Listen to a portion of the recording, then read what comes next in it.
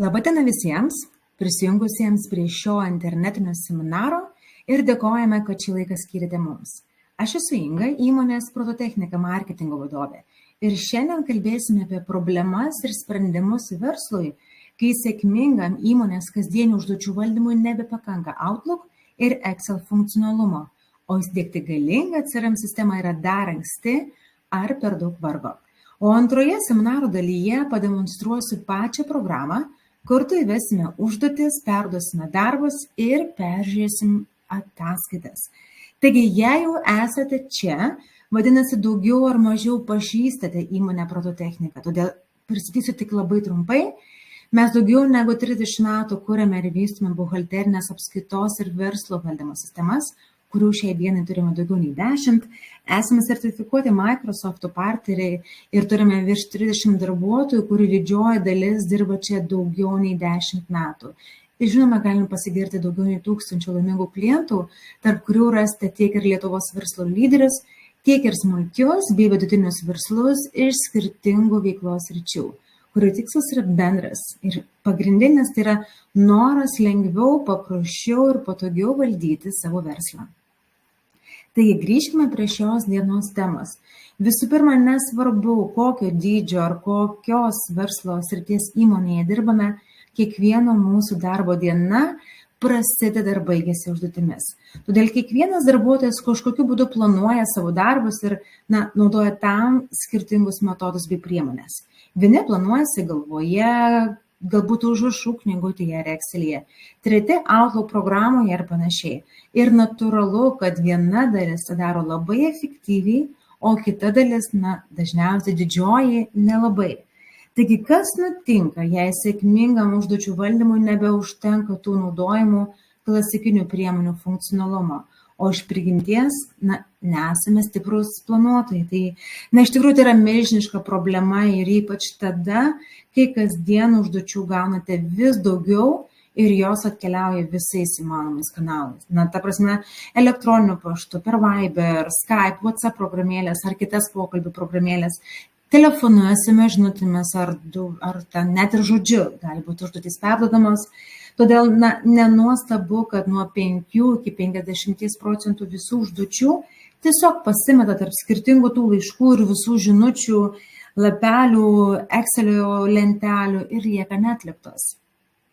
Taigi dėl chaotiškų gaunamų ir tų visų sandėliuojamų užduočių, mirguliuojančių priminimo elektroninėme pašte ar ant monitoriaus, bei tos nuolatinės skubėjimo nuotaikos, jums kaip darbuotojai susiplanuoti dienos ar savaitės darbus, o tuo labiau juos ir atlikti laiku yra sudėtinga ar net neįmanoma. Ir dažnai išsiunčiamos užduotys yra be konkretaus vykdytojo. Arba keliems adresatams arba tam tikrai adresatų grupiai, todėl neišvengiama ginčių, kasgi turi atlikti tą užduotį ar kaltų ieškojimo, kodėl ji nėra atlikta. Tam gaištamas laikas, prašant ir laukiant patikslinimo. Taip pat išsiunčiamos užduotys be konkretaus atlikimo termino, o kaip taisyklė užduotys be tų darbų atlikimo datos taip ir lieka neatliktos, o jei yra atliktos, tai dažniausiai pavėluotai. Taip pat su konkrečia užduotimi susijusi informacija dažnai lieka išsibaršiusi tarp tų skirtingų elektroninių laiškų, tarp tų ilgų susirašinėjimų, ar ten Excel'io lentelių, eilučių ir panašiai, todėl jos paieška ir prireikus perdavimas kolegai tolimesniam vykdymui tampa toks painus ir ilgas procesas. Ir jeigu esate vadovas, šiame chaotiškame užduočių valdyme pamatyti aiškų vaizdą apie tai, kiek, kam, kokių užduočių buvo priskirta, kiek jų vėluojama atlikti arba kiek iš viso yra atlikta laiku, yra praktiškai neįmanoma. O darbuotojų darbo kokybė dažnai ir vertinama yra pagal nuojautą. Ir galiausiai 8 priežastis tai yra tai, kad jeigu užduotis yra valdomos Outlook'e, visa užduočių atlikimo istorija ir lieka darbuotojo elektroninėme pašte. Todėl jam išėjus iš darbo naujam atsakingam asmeniui surasti reikiamą informaciją ir užtikrinti tą sklandų darbų tęstinumą yra itin sudėtingas ir žinoma laiko imlus procesas. Ir taigi, jeigu norime atlikti kuo daugiau, su kuo mažiau pastangų, specializuoti užduočių valdymo sprendimai verslui yra gyvybiškai svarbus. Ir šiam tikslui Prototechnika ir sukūrė TaskMate. Tai yra draugiška užduočių valdymo sistema verslui, kuriam Outlook jau yra per mažai, o jau, kaip minėjau anksčiau, įsidiegti galingą ir dažniausiai brangią CRM sistemą dar anksti, arba tiesiog per daug vargo. Na ir pripažinkim, kad tos sudėtingos galingos sistemos, CRM sistemos apimančios užduočių valdymą įgyvendinamas bet kuriai organizacijai tikrai yra didelis ir rimtas iššūkis, todėl dažnai dėl tų per didelių atnešamų pokyčių visais lygmenimis trečdalis visų CRM projektų tiesiog ima ir žlunga. O apie pusę visų atvejų visai atsisako tų sistemų diegimo. Taigi su TaskMate viso to galite išvengti, nes šis sprendimas išsiskiria neįtikėtino naudojimo paprastumu ir intuityvumu. Čia nėra jokių perteklinių funkcijų ir jokių jų sukeltų triukšmo. Čia tik tai 2 langai, vos keli mygtukai ir jūs galėsite ramiai savo patogiai ir lengvai įvesti užduotis, sugrupuoti, surūšiuoti, perduoti, patvirtinti, įvesti komentarus, bendrauti užduočių temomis su kolegomis, vertinti darbus ir, aišku, peržiūrėti tam tikras ataskaitas. Antras išskirtinumas tai yra idealiai pritaikyta komandiniam darbui arba, kitaip sakant, toms nuotoliniams komandoms, nes čia yra ir užduoties stebėtojo rolė, taip pat akimirką trunkantis tas užduoties perdavimas kolegai tolimesniam vykdymui ir vis tai leidžia stebėti, koordinuoti užduoties atlikimo eigą bei dar sėkmingiau įgyvendinti skirtingas veiklas tokiais etapais su daug mažiau pastangų. Taigi trumpai užbėgsiu už akių, tai pasakysiu, kad su TaskMate jūs galėsite viename lange matyti visas užduotis su atlikimo terminais, vykdytojų prašymais ir visa kita likusi dokumentacija ir taip galėsite užtikrinti tą 100% užduočių matomumą viename lange, greitą darbų startą ir 0 pasimetusių užduočių. Čia jūs galėsite sėkmingai planuoti dienos ar savaitės darbus, matyti darbuotojų apkrovimą ir galėsite visas užduotis rūšiuoti, filtruoti pagal datą, pagal būseną ir taip padidinti jų užduočių atlikimą laiku. Taip pat, kaip jau buvau užsiminusi, ši sistema gali būti naudojama kaip ir toks vidinis čiatas, galite bendrauti su kolegomis, dalintis darbais, komentuoti, padėti atskirų užduočių temomis ir tai atliekama vos kelių mygtukų paspaudimui ir tai irgi yra toje pačioje sistemoje, todėl ir bendravimo istorija, kaip ir visa užduoties istorija, bus išsaugoma vienoje toje aplinkoje ir prireikus lengvai pasiekiama. Taip pat galėsite tą visą istoriją pamatyti bet kada tiek telefone, tiek per webinę naršyklę. Taip pat galėsite būtent tos istorijos dėka užtikrinti greitą naujo darbuotojo adaptaciją ir tą visą nepertraukimą darbų tęstinumą. Kaip vadovas taip pat galėsite stebėti bei kontroliuoti kiekvieną deleguotos užduoties vykdymo žingsnį, bei žinoma vertinti užduoties atlikimą 5 žvaigždučių sistemoje. Ir aišku, galiausiai vos kelių mygtukų paspaudimo gausite visas ataskaitas darbuotojų veiklos įvertinimui. Taigi, apibendrinant, TaskMate nėra galinga CRM sistema ir tai jos yra privalumas. Tam, kad galėtumėt startuoti su ja, jums nereikia jokių dabarties rekonstrukcijų, jokių naujų tvarkų ar prievartos jas įgyvendinti. Tai yra jau, kaip užsiminiau, nuomojamas sprendimas, todėl automatiškai nereikalauja jokių didelių investicijų. Sistema paruošima greitai, vos per 2-4 dienas ir dar pasikartosiu, tas didelis darbų startas, vadinasi, jums nereikės pratintis prie sistemos, mokinti su jie dirbti, jūs jau per pirmasis darbo minutės perprasti jos veikimą ir tiesiog priimsti ją lengvai ir paprastai, be didelių pastangų. Ir galiausiai tai yra sukurtas debesijos pagrindų sprendimas, galėsite prieiti visur ir visada tiek per interneto naršyklę, tiek savo mobiliajame telefone. Taigi TaskMate idealiai tinka visoms nutolusiams komandoms, nesvarbu, kokioje įmonė veiklos srityje dirba ir nesvarbu, ar norite sukontroliuoti užduotis, ar tiesiog matyti, kaip kas atliekama laiku ar nelaiku. Taigi susipažinkime su tuo mūsų TaskMate iš arčiau. Duokite man porą sekundžių, aš tuoj prisijungsiu ir pasidalinsiu ekranu.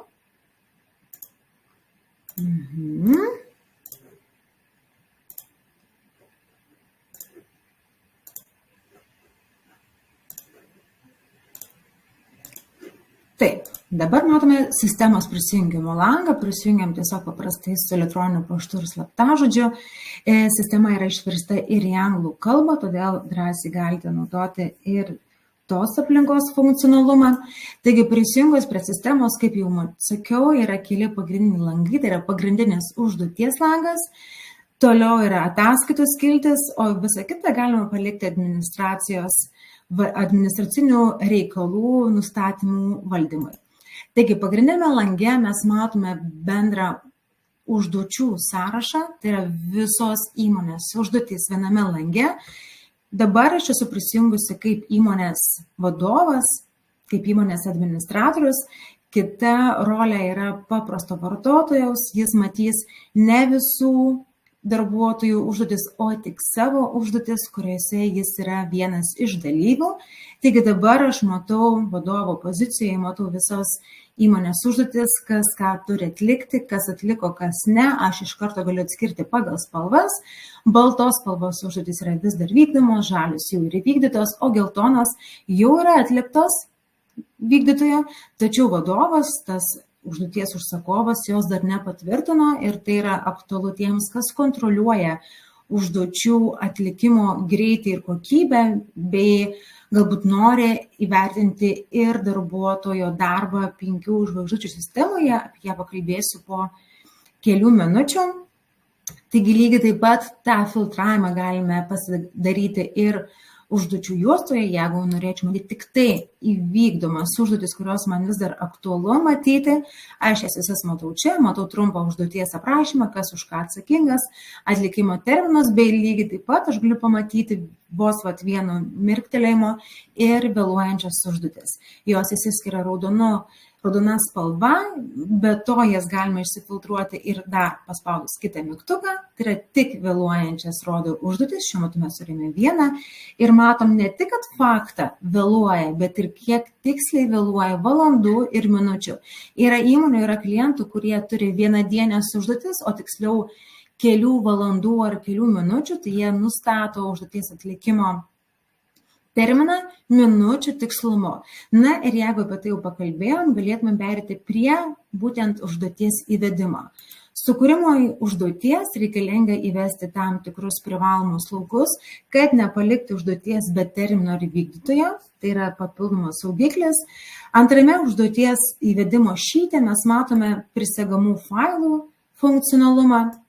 Taigi, įvedant užduotį, dabar, sakykime, mes įvedam užduoties aprašymą, neribotas simbolių skaičius, numatom užduoties atlikimo terminą, mes lygiai taip pat galime numatyti ateityje atliekamas užduotis, tai mes numatom terminą, jeigu norime atlikti užduotį minučių, valandų tikslumu, papildomas funkcionalumas, laikroduko, mes galime išsirinkti laiką ir numatyti valandas ir minutes.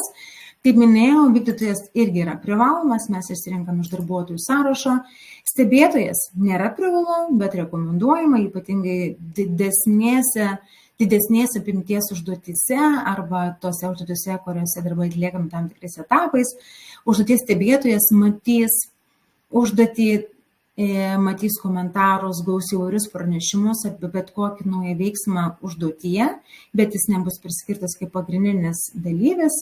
Papildomi kiti laukai, tai prioritetas, tipas ir pasirinkti partneriai.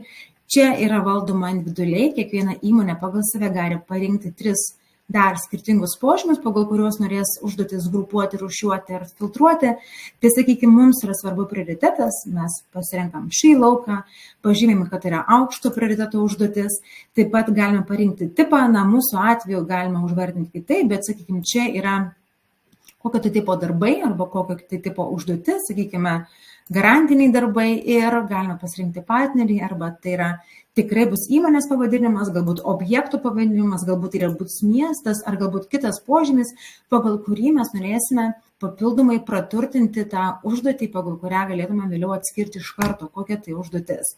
Na ir vedę laukus, prisegę failus, jeigu mes norime, galime iškart siųsti užduotį ir ta užduotis automatiškai įkrenta į mūsų užduočių langą. Apie šią užduotį jau yra išsiųstas automatu pranešimas elektroniniu paštu arba į telefoną. būtent užduoties vykdytojai, Indrei, kad ji turi atlikti tą užduotį. Kalbant apie užduotį, tai kiekvienas užduoties dalyvis gaudamas užduotį mato visą su užduotimi susijusią istoriją. Tai aš matau, kad mano pradžios data turėtų būti Liepos 1, pabaigti turiu iki Liepos 13, darbams liko 12 dienų, matau, kad yra montavimo darbai, kad yra žemas prioritetas, matau, koks tai objektas, aprašymą, matau prisektus failus, matau visus komentarus, galiu atsakyti komentarą. Ir taip pat vyksta bendravimas, komentarų lauke, lygiai taip pat galim prisekti failus. Yra klientų, kurie taip naudoja daugiau ne užduočių valdymui, o bendravimui užduočių temomis, tai komentarų skiltis yra naudojamas kaip čatas. Tai ką dar norėjau parodyti, kaip ir užsiminiau pristatymo pradžioje, kad dėka to, kad šioje sistemoje kaupiama visa su užduotimi susijusi informacija, mes ją galime vos 1-2 minutukų paspaudimu prireikus perduoti, vykdyti kitam dalyviui. Tai sakykime, aš savo darbą padariau, kamuoliukas dabar yra mano kolegos rankose, tai aš jį ir perduodu, spaudžiu mygtuką perduoti, pasirinku kitą kolegą, įvedu komentarą, jeigu aš noriu papildomai supažindinti su užduoties perdavimu ir spaudžiu siųsti. Tokiu būdu tai yra naujas užduoties perdavimas jau kitam vartotojui, tai yra nebe mano atsakomybė, galėjau likti vykdytoju arba nebūtinai. Tai toks vyksta darbų delegavimas arba darbas etapais. Ir dar apie ką užsiminiau, ką dar norėčiau galbūt parodyti, tai yra užduoties įvertinimas, tai yra kiekviena, kaip minėjau, užduotis, kuri jau yra atlikta, bet ir vadovo negautas patvirtinimas apie jos atlikimo kokybę, yra geltona spalva pažymima, mes galim dabar ir nueiti į tą geltoną užduotį. Matau, kad buvo skirtas darbas, turėjau požymį, kad ta užduotis atlikta, dabar man belieka nueiti į skiltį dalyviai ir panelę Indrę įvertinti 5 žvaigždučių sistemoje. Jeigu aš manau, kad jos darbas atliktas puikiai, aš dedu 5 žvaigždutes, spaudžiu užbaigti. Apie šį įvertinimą lygiai taip pat jinai yra informuojama elektroniniu paštu arba telefonu. Ir ta užduotis jau iš geltonos virto žalia. Ir tokiu principu galima suvaldyti skirtingas užduotis, jie susigrupuoti pagal skirtingus tipus, pagal skirtingus vykdytojus ir tokiu būdu analizuoti. Kad būtų lengviau analizuoti, yra ataskaitų skiltis. Ataskaitų skiltis yra tas pats pagrindinio lango vaizdas, tik jame užduotis išmėtytos ne eilės tvarka, stulpeliais ir eilutėmis, o diagramoje, tai ką aš dabar matau, pasirinkto laikotarpio matau užduočių kiekį pagal jų skirtingas būsenas, kiek yra vis dar vykdomų užduočių. Dabar nepasirinktas nei vienas filtras, taigi aš matau bendrai visos įmonės, kad dabar yra 7 vykdomos, viena vėluojama įvykdyti, viena nepatvirtinta, o 4 jau yra atliktos. Lygiai taip pat apačioje matau ir kitą ataskaitą, tai būtent užduočių atlikimo įvertinimo diagrama. Matau bendrai visos įmonės, būtent poros mėnesių laikotarpiui, arba galiu išsirinkti vieną iš vykdytojų, pavyzdžiui, Indrę, ir pamatyti, kaip jai sekasi. Tai jos vidurkis toks, spalvos tokios, jeigu norime pamatyti kito laikotarpio, ten pusmečio rezultatus, mes matome visai kitą diagramą, visai kitų spalvų išsidėstymą skritulyje. Taigi tokiu principu ir vyksta tie mūsų darbai užduočių valdymo sistemoje. Yra ten ir krūva kitų, galbūt funkcijų, daugiau smulkesnių, kaip priminimas, kaip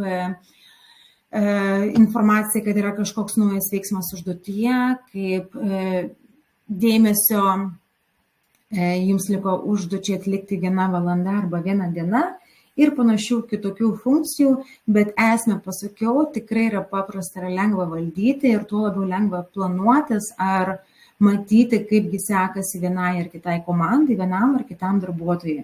Taigi, iš tikrųjų, trumpai šiandien tiek, tikiuosi, kad užteko laiko ar pateiktos informacijos, kad galėtumėte bent jau įsivaizduoti, ir šis sprendimas galėtų išspręsti užduočių valdymo problemas jūsų versle ir atnešti daugiau aiškumo tam, ką darote, ir matomumo, ką ir kaip daro kiti.